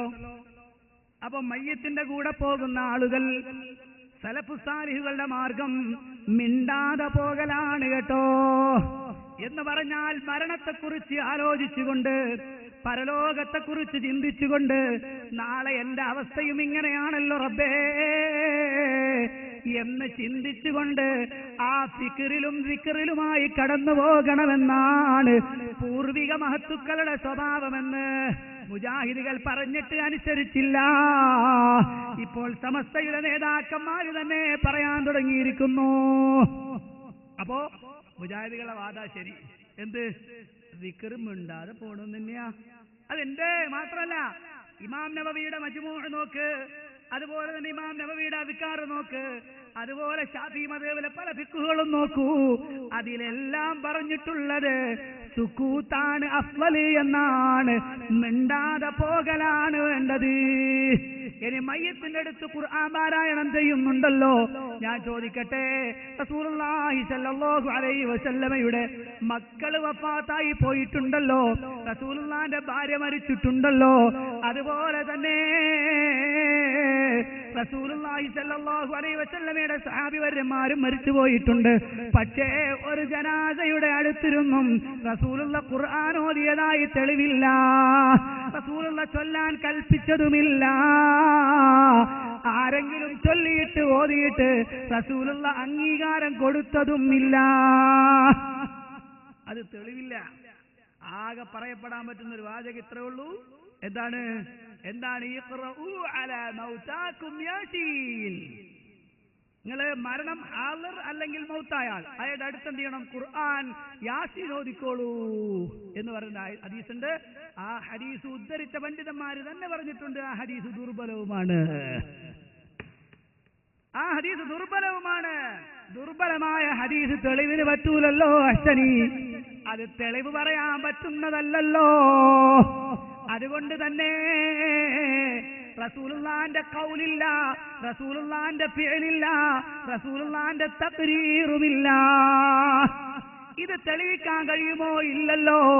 അങ്ങനെ തെളിയിച്ചാൽ റസൂലുള്ള മയ്യത്തിന്റെ അടുത്തൊക്കെ ഖുർആൻ ഓതിയിരുന്നു, ഓതാൻ കൽപ്പിച്ചിരുന്നു, സഹാബത്ത് അങ്ങനെ കസേരയിട്ടിരുന്നു ഓതിയിട്ടുണ്ട് എന്ന് അങ്ങനെ തെളിയിക്കണം കേട്ടോ. അങ്ങനെ തെളിയിച്ചാൽ ഓതാൻ മുജാഹിദുകളും തയ്യാറാണ്. നമുക്കൊരു പിടിവാശിയൊന്നുമില്ല കേട്ടോ, പിടിവാശിയൊന്നുമില്ല. സത്യം വ്യക്തമായാൽ, പ്രമാണബദ്ധമായി തെളിഞ്ഞാൽ സംശയമില്ല. നമ്മളെ സംബന്ധിച്ചിടത്തോളം എടുക്കുന്നതിന് യാതൊരു വിഷമവുമില്ല. ഇനി എന്റെ പ്രിയപ്പെട്ട സഹോദരന്മാരെല്ലാവരും ഒന്ന് ശ്രദ്ധിക്കണേ. വളരെ പ്രധാനപ്പെട്ട സംഗതി ഞാൻ പറയാൻ പോവാൻ. എന്ന് പറഞ്ഞാൽ ഇവിടെ ഒരാളെ ഞാൻ കെട്ടാൻ പോവാണ്. ഏതായാലും ഇന്ന് വളരെ പ്രധാനപ്പെട്ട ഒരു സംഗതിയാണ്. നിങ്ങൾക്ക് കൂട്ടപ്രാർത്ഥന മുജാഹിദുകൾക്ക് ഇല്ല എന്ന് പറഞ്ഞു. മുജാഹിദുകൾ ചെയ്യുന്നില്ല. ഞാൻ പറഞ്ഞ മുജാഹിദുകൾക്ക് കൂട്ടുപ്രാർത്ഥന ഉണ്ട് എന്നാ പറയാ. അല്ലേ? ഉണ്ടെന്നോ ഇല്ല നിങ്ങളെ വാദം? കൂട്ടുപ്രാർത്ഥന ഉണ്ടെന്നോ ഇല്ലാന്നോ? ഉണ്ട് നമ്മൾ പറയാം. കൂട്ടുപ്രാർത്ഥന ഉണ്ട്, ഒറ്റ പ്രാർത്ഥന ഇല്ല നമ്മൾ പറയും. കൂട്ടുപ്രാർത്ഥനയുണ്ട്, ഒറ്റ പ്രാർത്ഥനയില്ല. ഒരാള് ദ്വാരന്നിട്ട് ബാക്കിയുള്ളവരെല്ലാവരും എപ്പോഴും ആമയും പറയുന്ന ഏർപ്പാടില്ല. എല്ലാവരും കൂട്ടമായി പ്രാർത്ഥിക്കട്ടെ എന്നാണ്. നിസ്കാരശേഷവും അല്ലാത്തപ്പോഴൊക്കെ കൂട്ടമായി പ്രാർത്ഥിക്കട്ടെ എന്നാണ്. ഞാൻ പലപ്പോഴും ചോദിക്കലുണ്ട്, ഈ കൂട്ട ഓട്ടം എന്ന് പറഞ്ഞ എന്താ സാധനം? ഒരാൾ ഓടി ബാക്കിയുള്ളവരെ കൈകൊട്ടല ആണോ? അല്ല, എല്ലാരും പാടെ ഓടല കൂട്ട ഓട്ടം എന്ന് പറയാ. മനസ്സിലായോ?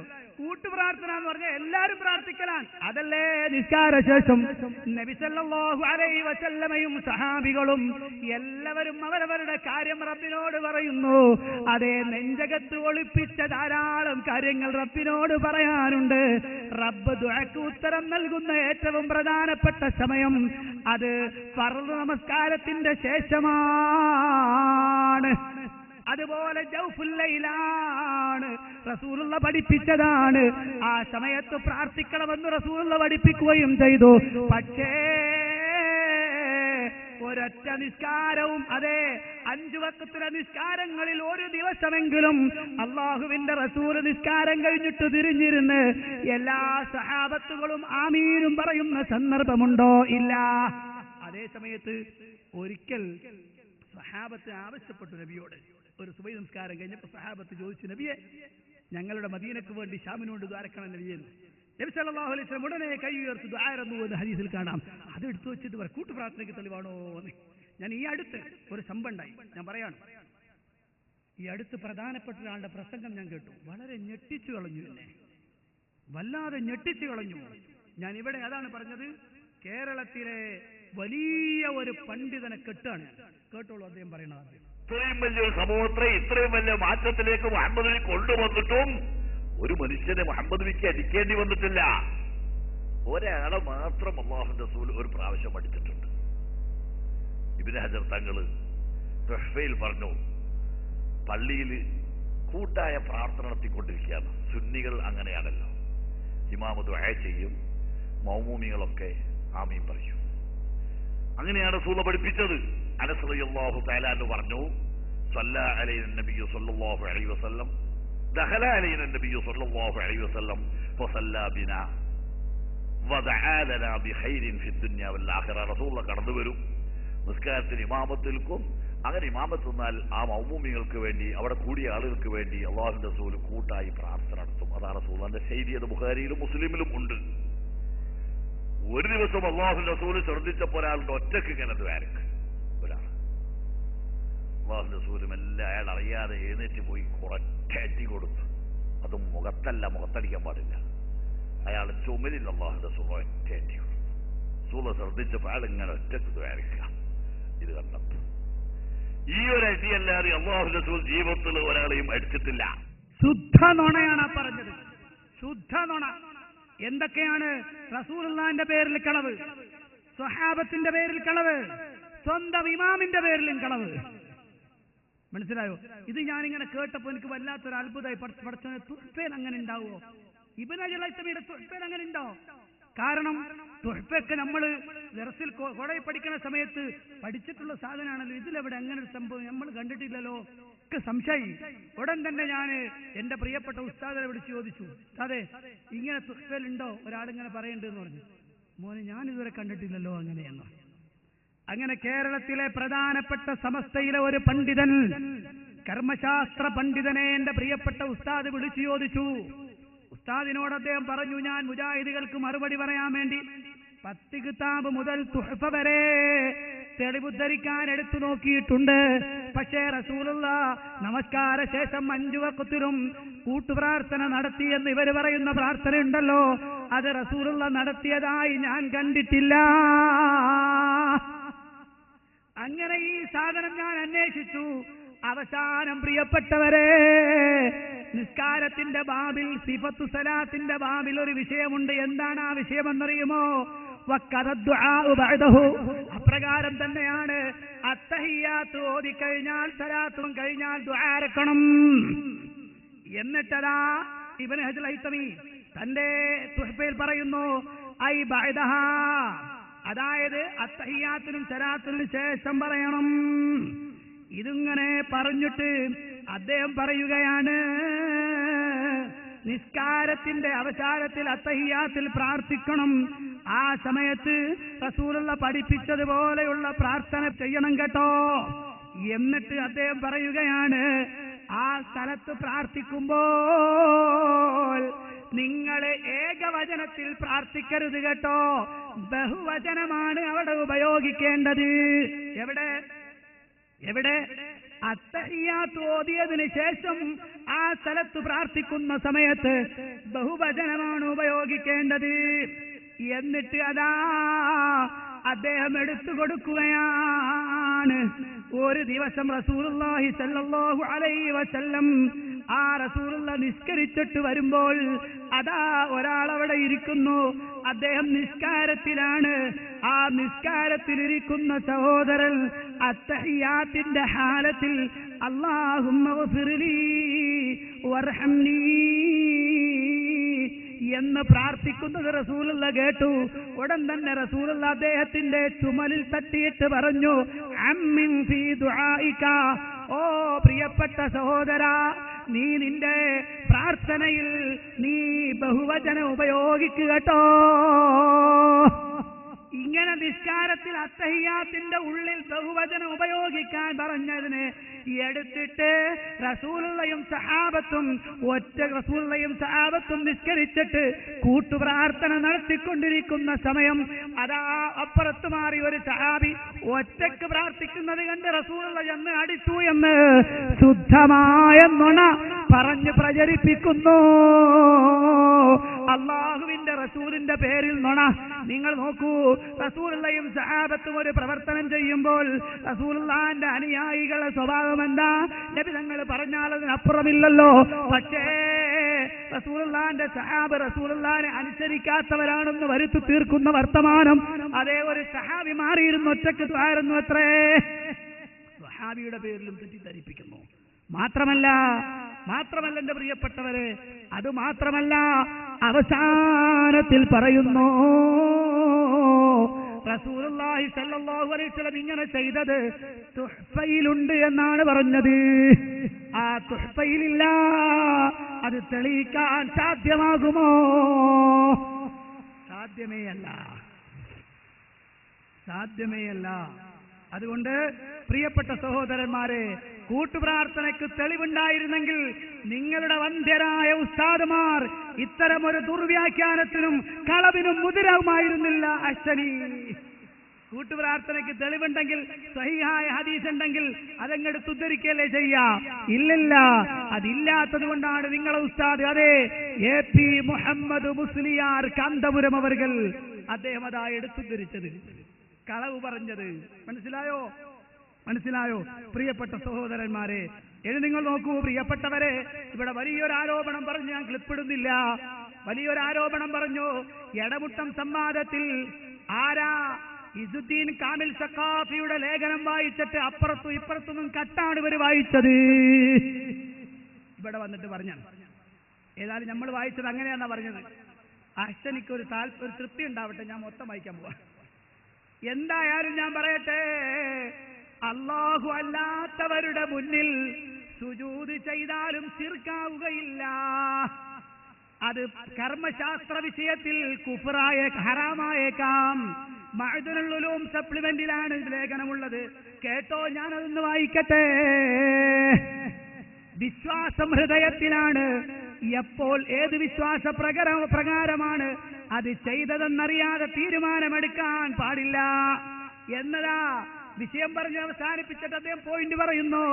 വിശ്വാസ പ്രമാണങ്ങളിൽ ഉറച്ചു നിൽക്കുന്ന ഒരു സത്യവിശ്വാസി യാതൊരു കഴിവും കാര്യവും അല്ലാഹു തആലക്കല്ലാതെ മറ്റാർക്കുമില്ലെന്നും ഏതുവിധ സഹായമായാലും അല്ലാഹുവിന്റെ അടുക്കൽ നിന്ന് മാത്രമാണെന്നും ഉറച്ചു വിശ്വസിക്കുന്ന ഒരു സുന്നി മറ്റൊരാൾക്ക് സുജൂദ് ചെയ്താൽ പോലും അത് ശിർക്കാവുകയില്ല.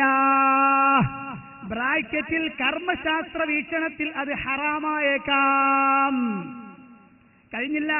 എന്നിട്ട് പറയാണ്, ഈ പറഞ്ഞു വെച്ചത് നേരെ കൊണ്ടുപോകുന്ന എങ്ങോട്ട്? ആദം നബിയിലേക്ക്. അതുകൊണ്ടാണല്ലോ അല്ലാഹു തആല ആദം നബിക്ക് സുജൂദ് ചെയ്യുവാൻ മലക്കുകളോട് കൽപ്പിച്ചത്. ഭൂമിയിലെ കാര്യം പറഞ്ഞ ആകാശത്തേത് പറയും, ആകാശത്തത് പറഞ്ഞാൽ ഭൂമിയിലത് പറയും. നേരെ അങ്ങോട്ട് ചാടിക്കൂരെ. ഇസ്തിഗാസ പറഞ്ഞ ഉടനെ പോകും മൂസാ നബിയിലേക്ക്. കണ്ടോ, മൂസാ നബി സഹായിച്ചില്ലെന്ന് പറയും. അങ്ങോട്ടും ഇങ്ങോട്ടും ഇങ്ങനെ കൊണ്ടുപോകും. മനസ്സിലായോ? എന്നിട്ടോ സൽസബീലിന്റെ പേരിൽ ഒരു കളവും. എന്താ സൽസബീൽ പറഞ്ഞ ഉദ്ധരണി? അതെ, ഒരാൾ വിഗ്രഹത്തിന് മുമ്പിൽ സുജൂദ് ചെയ്യുന്നത് കണ്ടാൽ പെട്ടെന്ന് മുശ്രിക്കാണെന്ന് പറഞ്ഞു പോകരുത്.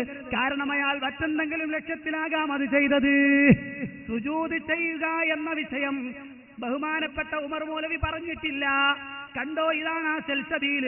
ആ സെൽസബീൽ അദ്ദേഹം പറയുകയാണ്, സൃഷ്ടികൾക്ക് സുജൂദ് ചെയ്യുക എന്നത് ശിർക്ക് തന്നെയാണ് എന്നതിൽ തർക്കമില്ല. എന്നിട്ട് അദ്ദേഹം പറയാണ്, എന്നാൽ ഒരാൾ ഒരു വിഗ്രഹത്തിന്റെ അടുക്കൽ നെറ്റിത്തടം ഭൂമിയിൽ വെച്ചുകൊണ്ട് സുജൂദിന്റെ രൂപത്തിൽ കിടക്കുന്നത് കണ്ടാൽ അയാൾ മുശ്രിക്കാണെന്ന് പെട്ടെന്ന് പറയരുത്. വിഗ്രഹത്തിന് സുജൂദായിട്ട് തന്നെയാണോ അങ്ങനെ കിടന്നത്, അഥവാ വേറെ വല്ല നിലയിലോ എന്ന് ഒരു അന്വേഷണം നടത്തേണ്ടതാണ്. അത് കൂടാതെ പെട്ടെന്ന് വിധി പറഞ്ഞാൽ ചിലപ്പോൾ അപകടത്തിലായി പോകും.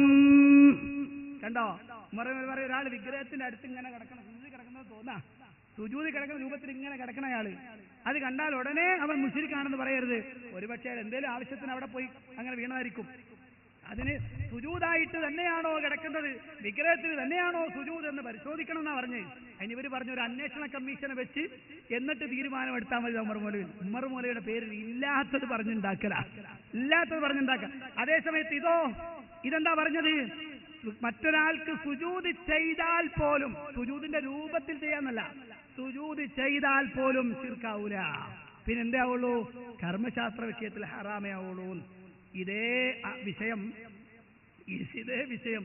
ഇവര് സംഗതി എന്താണെന്ന് മനസ്സിലായില്ല. ഇതേ വിഷയം പേരോടിനോട് ഒരാൾ ചോദ്യം ചോദിച്ചു, അറബി സക്കാഫിനോട് ചോദ്യം ചോദിച്ചു. ഇങ്ങനെ ഒരാൾ പുസ്തകത്തിൽ എഴുതിയിട്ടുണ്ട് ഷിർക്കാവൂലാന്ന്, പിന്നെ ഹറാമാവൂലാന്ന് ഹറാമാവുള്ളൂ എന്ന് പറഞ്ഞല്ലോ, എന്താ പറയാ? അതേ മൂപ്പരെ സമ്മതിച്ചു, അത് ഷിർക്കൊന്നും ആവൂലാന്ന് പറഞ്ഞു.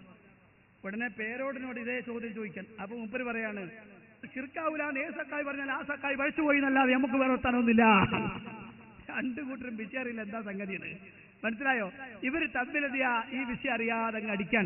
പ്രമാണങ്ങളിൽ ഉറച്ചു നിൽക്കുന്ന ഒരു സത്യവിശ്വാസി യാതൊരു കഴിവും കാര്യവും അള്ളാഹു താലാക്കല്ലാതെ മറ്റാർക്കുമില്ലെന്നും ഏതുവിധ സഹായമായാലും അള്ളാഹുവിന്റെ അടുക്കൽ നിന്ന് മാത്രമാണെന്നും ഉറച്ചു വിശ്വസിക്കുന്ന ഒരു സുന്നി മറ്റൊരാൾക്ക് സുജൂദ് ചെയ്താൽ പോലും അത് ശിർക്കാവുകയില്ല.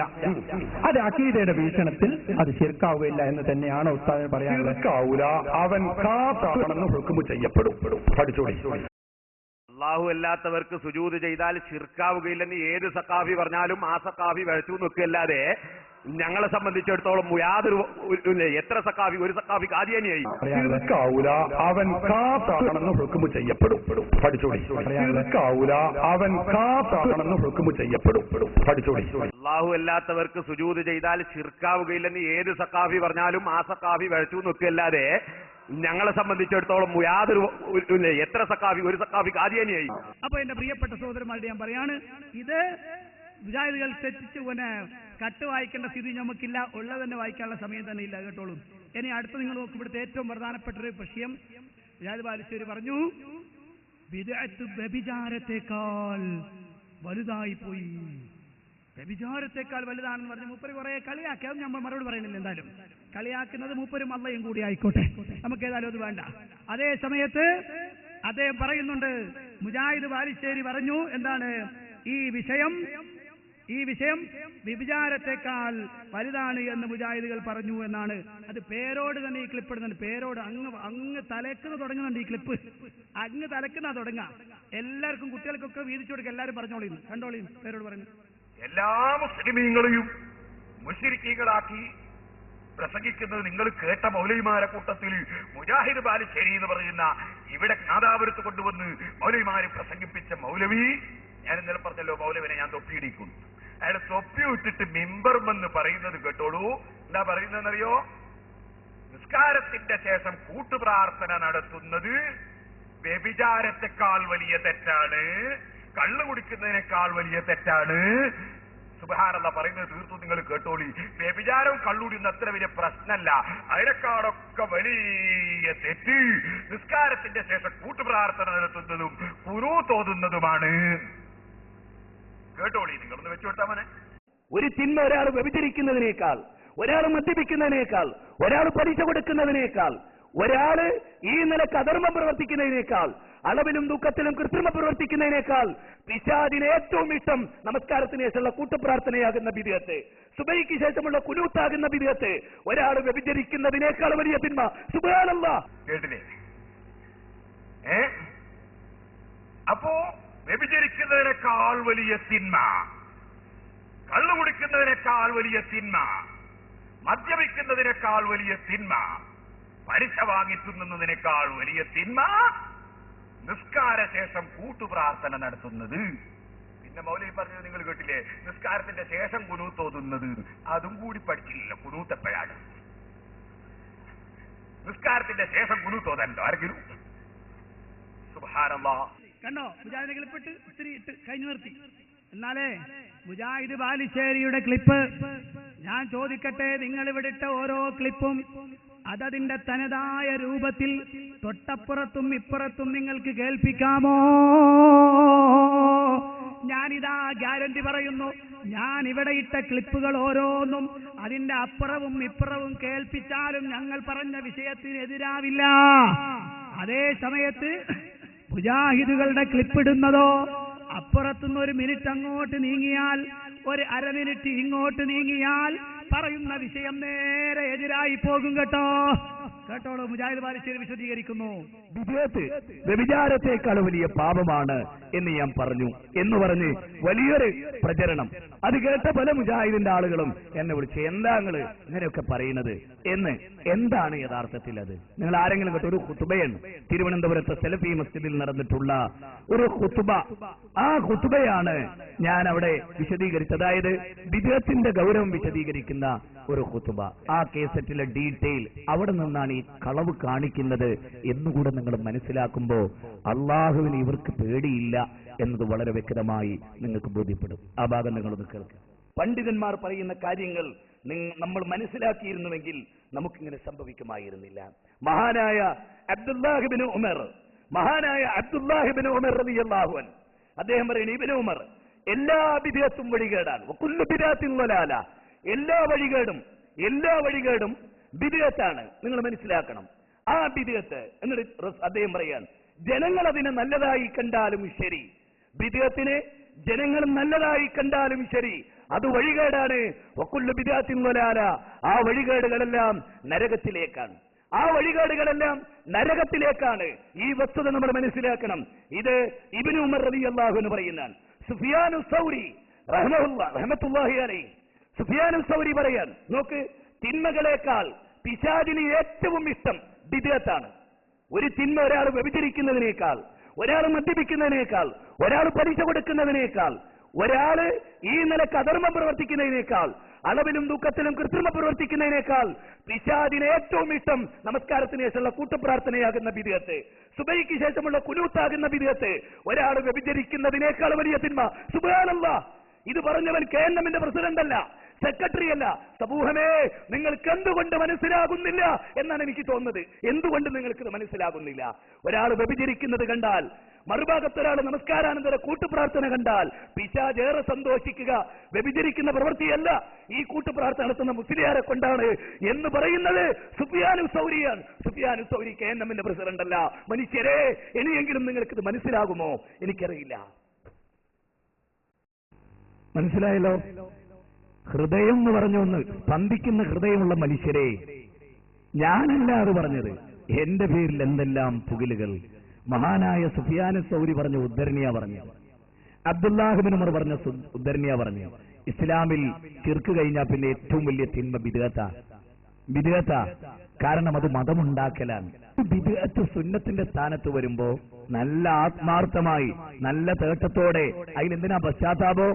കൂട്ടുപ്രാർത്ഥന, നമസ്കാരാനന്തരമുള്ള കൂട്ടുപ്രാർത്ഥന സുന്നത്താണ് എന്നുള്ള നിലയ്ക്ക് ഇഖ്ലാസോടുകൂടിയാ ചെയ്യുന്നത്. അതുകൊണ്ട് പശ്ചാത്താപമല്ല. വ്യഭിചാരം ചെയ്താൽ പശ്ചാത്താപമുണ്ട്. അതാണ് ഹറാമിനേക്കാൾ വലുതാണ് ബിദ്അത്ത്. കാരണം അതല്ല അള്ളാഹു അനുവദിച്ചിട്ടില്ലാത്ത കാര്യം മതമായി അവർക്ക് നിശ്ചയിച്ചു കൊടുത്ത വല്ല പങ്കാളികളൊക്കെ ഉണ്ടോ? അപ്പൊ ഒരു ബിദ്അത്ത് ഒരു ഉസ്താദ് ഉണ്ടാക്കി അത് ദീനാണെന്നൊരാൾ വിശ്വസിച്ചാൽ ആ വിശ്വസിച്ച വ്യക്തി മുശ്രിക്കായി. അള്ളാഹു പറയാ, അപ്പൊ നിങ്ങൾക്കറിയോ വ്യഭിചാരത്തെക്കാൾ വലിയ തിന്മയാണോ ശിർക്കാവുക എന്നുള്ളത്? നിങ്ങൾ ചിന്തിക്കേ. പണ്ഡിതന്മാർ, എനിക്ക് ചുരുങ്ങിയത് സുന്നി പണ്ഡിതന്മാർ, നിങ്ങൾ ദീന് പഠിക്കുക. ജീവിതത്തില് മരിച്ചു പോവും, ഏത് നിമിഷവും മരിച്ചു പോകും. വമാ തദ്രീ നഫ്സും മാദാ തക്സിബു ഗദൻ വമാ തദ്രീ നഫ്സും ബിഅയ്യി അർളിൻ തുമൂത്. ഏത് ഭൂമിയിൽ വെച്ചാ നിങ്ങൾ മരിക്കുക, നാളെ എന്താ നിങ്ങൾക്ക് സംഭവിക്കുക, അതൊന്നും നിങ്ങൾക്ക് പറയാനാവില്ല. അപ്പൊ നിങ്ങൾ നോക്ക്, ബിദ്അത്ത് വ്യഭിചാരത്തെക്കാൾ സുഫിയാനു സൗരിയുടെയും അബ്ദുല്ലാഹിബ്നു ഉമറിന്റെയും ഉദ്ധരണിയാണ് ഞാൻ പറഞ്ഞത്. അങ്ങനെ ഒരു ഉദ്ധരണി ഇല്ല എന്നല്ലേ മുസ്ലിയാക്കന്മാർ പറയേണ്ടത്? അല്ലെ? അങ്ങനെ ഒരു വാദമില്ല ഇസ്ലാമിന്. ബിദ്അത്ത് വ്യഭിചാരത്തെക്കാൾ താഴെയാകുന്നു, പലിശയേക്കാൾ താഴെയാകുന്നു എന്നല്ലേ പറയേണ്ടത്? പക്ഷെ അതൊന്നും പറയലല്ല അവരുടെ ഉദ്ദേശം. ആളുകളെ തെറ്റിദ്ധരിപ്പിക്കലാകുന്നു എന്ന് നമ്മളെല്ലാവരും ഈ വിഷയത്തിൽ മനസ്സിലാക്കേണ്ടിയിരിക്കുന്നു എന്നാണ് എനിക്ക് നിങ്ങളോട് ഈ കാര്യത്തിൽ സൂചിപ്പിക്കാനുള്ളത്. കേട്ടോ പ്രിയപ്പെട്ട സഹോദരങ്ങളെ, ഹൃദയം എന്ന ഒന്ന് ഈ പണ്ഡിതന്മാർക്കുണ്ടെങ്കിൽ ഇത്തരം നികൃഷ്ടമായ പ്രവർത്തനം അവർ നടത്തുമായിരുന്നില്ല. നോക്കൂ നിങ്ങൾ, ഇത് കൃത്യമായി പഠിപ്പിച്ചു കൊടുക്കുകയാണ്. ഇനി മാത്രമല്ല, വളരെ പെട്ടെന്ന് ഞാൻ ഒന്നിടാം. ഇത് മുജാഹിദുകൾ മാത്രമല്ലല്ലോ ബിദ്അത്ത് വ്യഭിചാരത്തെക്കാൾ കടുത്താണെന്ന് പറഞ്ഞത്. പൊന്മുള ഇവരുടെ ഉസ്താദുമാരിൽപ്പെട്ട ഇവരുടെ ഉസ്താദുമാർ മാത്രമല്ല, ഇവരുടെ സംഘടനയുടെ മുഫ്തി കൂടിയായ പൊന്മുള അബ്ദുൽ ഖാദർ മുസ്ലിയാർ പറയുന്നത് കേട്ടോളൂ പെട്ടെന്ന്. കള്ളുകൂടി മഹാപാപമാണ്. അള്ളാഹു ഹറാമാക്കിയ നഫ്സിനെ കൊല്ലൽ മഹാപാതകമാണ്. വ്യഭിചാരം മഹാപാതകമാണ്, കുറ്റമാണ്.